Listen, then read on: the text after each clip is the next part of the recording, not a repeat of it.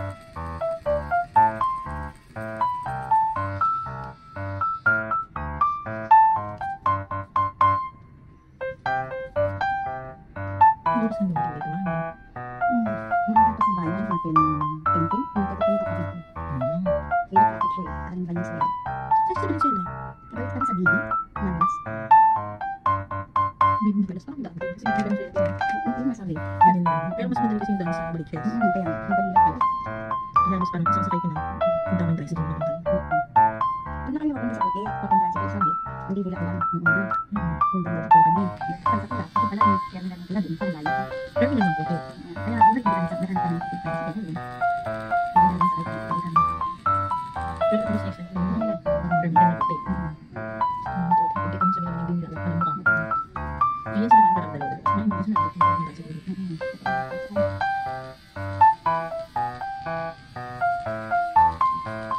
Pinaka-critical nila.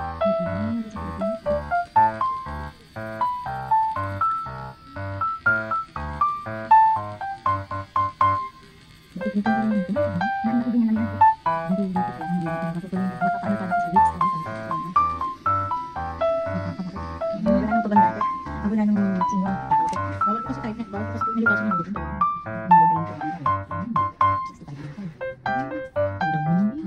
Ang hirap mo ha, in fairness, yung iba naka-wheelchair na. Maring ganyan. Maraming sakit. Oo, mami, pero hindi mo siya hindi. Kasi may iba kasi namin sa akin, oo, hindi mo diba, parang masaya-saya lang kasi hindi ka naging ang hirap kasi ng ganun namin kasi na ginagawa. Kaya ba't binukan kasi dito, yung effects na kung nagbulang ko na. Nani ko hindi na. Ayaw mo marami mga kapag nani ko kung kasi sila dito. Kaya gawa sila na parang investment sila. Kasi nangyari sa'yo. Yes, ayaw nangyari sa'yo. Ayaw nangyari sa'yo mo. Diba yung nangyari sa'yo, ayaw mo sa'yo. Kasi masarap kayo na yung anak mo magbibigay sa'yo ng lahat ng kailangan. Ang magkano naman magbibigay sa'yo sa'yo. At least, Tanggapin mo. Kahit ganyan ka, pwede. Ibayan mo. At least, nabubuhay sila. Yeah. Punta ka kasi sa ano. Kasi hindi naman sila dapat. Tingnan mo kasi ginawa mo sila sa hanggang ko lang. Hindi ka na kung makikita dito eh. Minsan nga sa dito parang dito kapag ganyan ko minsan.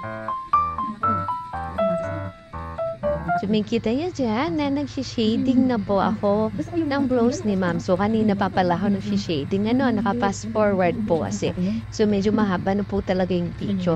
So makikita niyo po dyan na hindi po yan nasasaktan si client. So yung brows po na yun ay painless po. So totoo pong painless po ang procedure sa Rose by Niche, no? So, habang nag-shade, tapos nagwa-wipes, nag-uusap lang kami ni ma'am. So, usap-usap para hindi masyadong mainip po yung client. No, mukha lang po tayong maldita, pero hindi po tayo maldita, no? So, yun na po ang kanyang after. Tada! Ganyan po talaga. Charot. Ito lang po. Yan. Thank you. Feedback time. Mami, kumusta po yung experience ninyo? Tuwa-tuwa. Walang naramdaman. Painless. Happy ka naman, Mami? Masaya. Yun lang. Thank you po. Thank you din.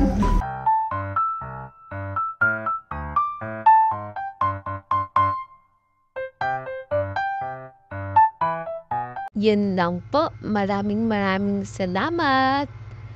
Bye!